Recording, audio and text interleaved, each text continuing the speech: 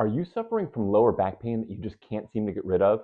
Have you been to multiple doctors and told nothing more than you're not dying, don't lift more than some arbitrary amount of weight, and here's some medicine to mask your symptoms? I know how frustrating that can be. I've been there before myself. In this video, we're going to break down some of the most common movement-related causes of lower back pain, how to assess if each one might be an issue for you, and strategies to tackle those root causes once and for all. All right, here we go.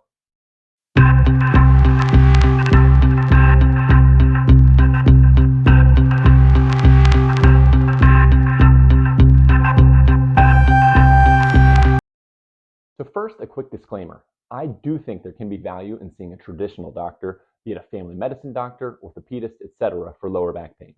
This is especially true if you're unable to pinpoint a specific moment in time where you first hurt your back, and even more so if you have any of the following red flags: night sweats, fever, unexplained weight loss, lack of bowel or bladder control, worsening weakening or numbness in the legs. It's never a bad thing to rule out real serious stuff, things like cancer or infection that can manifest as lower back pain.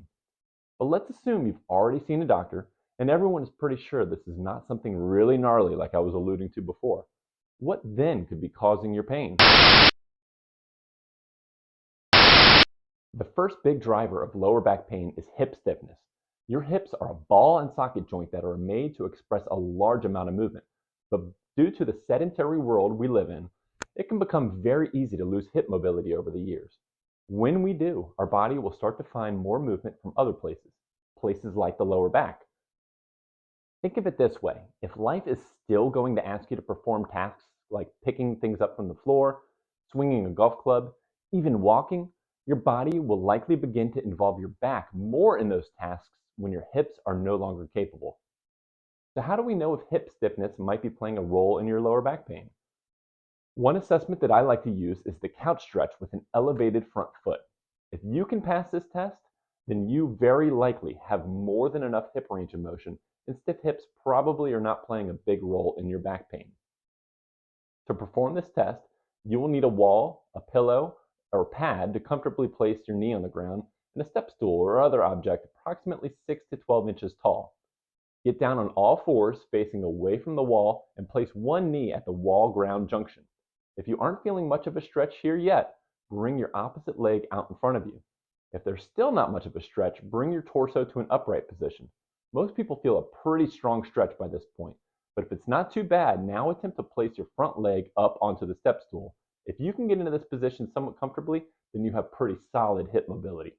Now, if you couldn't make it all the way to the final position, then just back up to the position that you could get into, but where you still felt a great stretch, and welcome to the stretch that you need to start working on. Our second potential factor in lower back pain should come as no surprise given how many of us are stuck behind desks or staring at cell phones throughout much of the day. This second factor is thoracic spine stiffness. Similar to what we discussed regarding the hips, when you are stiff in your thoracic spine, aka your upper back, then your body will often ask more movement from your lower back to make up for this, which in time can begin to irritate the lower back. A good way to assess for thoracic spine stiffness is with the wall angel test. Assume a quarter squat position with your back to the wall and your feet out ahead of you so that your shins are vertical. With your elbows bent to 90 degrees, bring your arms out to the side so that your arms are parallel to the floor and the back of your upper arms are in contact with the wall. Without your chin jutting up towards the ceiling, get the back of your head in contact with the wall, and at the same time, attempt to flatten your lower back into the wall.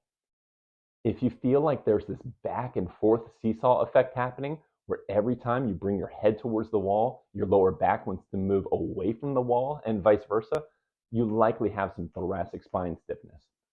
If you're able to get your head and lower back to the wall, and you can rotate your arms and get the back of your wrists to the wall, you've got Jedi Ninja mobility. A great way to address thoracic mobility deficits is with this foam roller mobilization. Place a foam roller running across the middle of your upper back and prop your feet up onto a wall. Get your butt close to the wall and your knees up towards your chest. Clasp your hands behind your head and point your elbows up towards the ceiling. From here, extend your upper body and your upper back over the foam roller, attempting to point your elbows as low down the wall behind you as possible. 3 sets of 10 is a really good goal to shoot for here. Okay, so we had stiff hips, then we had a stiff upper back. What's our third factor for low back pain?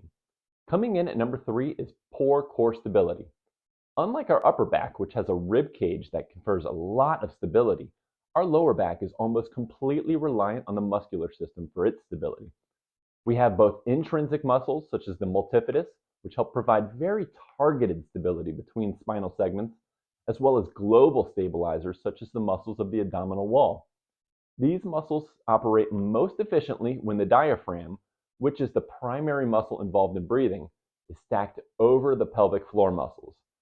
In this position, we can best generate intra-abdominal pressure, which is the body's primary way of stabilizing the spine. But a lot of us don't organize ourselves in this position, and instead we adopt what's referred to as an open scissors posture, where our pelvis is tipped forward and our ribs are flaring out. While you may get away with this strategy for years, it's likely to come at a cost over time. Picture it this way. If I took a balloon and pushed down evenly on the top and bottom of the balloon, I'd create a lot of pressure inside the balloon, and force would be distributed evenly throughout the balloon. This is a very stable construct. But if I were to move my hands a little bit closer together and push down, some pressure would be created, but it wouldn't be distributed evenly. And this is exactly what happens when you have an open scissor posture. So how can you tell if you create well-rounded intra-abdominal pressure and thus are in a prime position to best stabilize your spine, or if you're in an open scissor posture where you are only partially pressurizing and you're leaving your back vulnerable? In a sitting posture, wrap your hands around your abdomen with your thumb in the back of the abdominal wall and the remaining fingers along the front of the abdominal wall. Bear down, similar to what you might do when you're going to the bathroom, and take note of where you feel pressure build up under your fingers. Did you feel the same amount of pressure mound under your thumb as you did with the other fingers? Or is most of the pressure going to the front of the abdominal wall? If you mostly just felt the front, you're likely living in an open scissors posture throughout the day, jeopardizing your ability to properly stabilize your spine. So how do we fix this? Go ahead and lay flat on your back with your knees bent. Find the bottom contour of your ribs in the front of your body. Then find your ASIS. This is the prominent bone in the front of the pelvis a few inches to the outside of your belly button. Breathe in deeply, then attempt to approximate these two landmarks, flattening your lower back into the floor.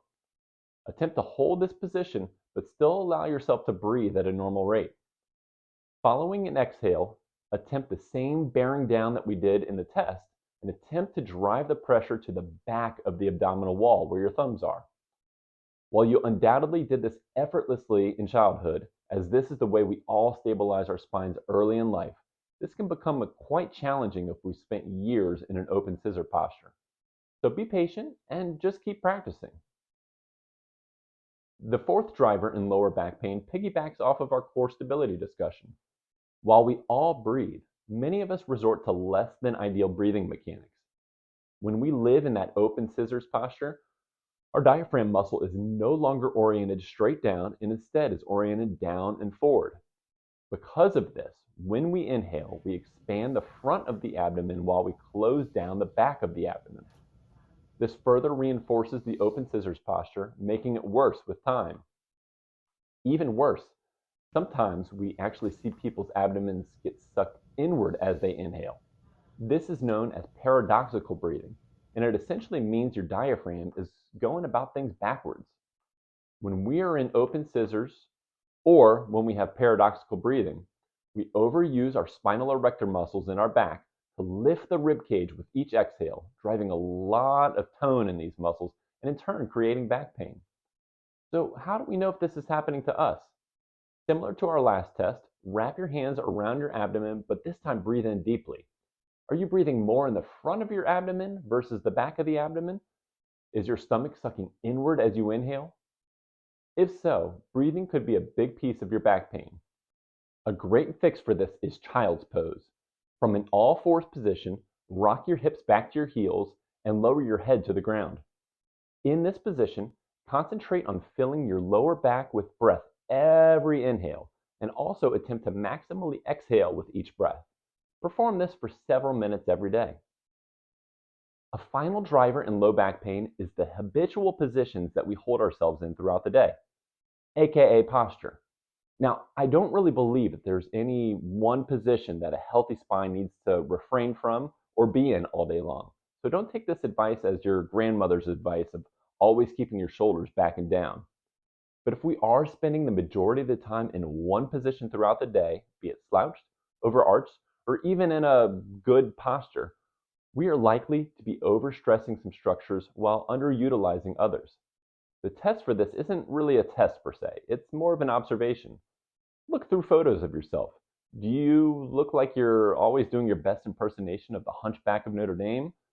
Or maybe you're constantly in the open scissors posture with the whole J-Lo booty thing going on. Check in routinely throughout the day and ask, what is the posture that I most often resort to? Once you know what your default is, begin to intentionally seek out other postures at times throughout the day. The goal here is postural variability, not trying to assume some mystical perfect posture. So there you have it, folks. These are a handful of reasons why you may be suffering from lower back pain, and they're probably not things that your doctor discussed with you.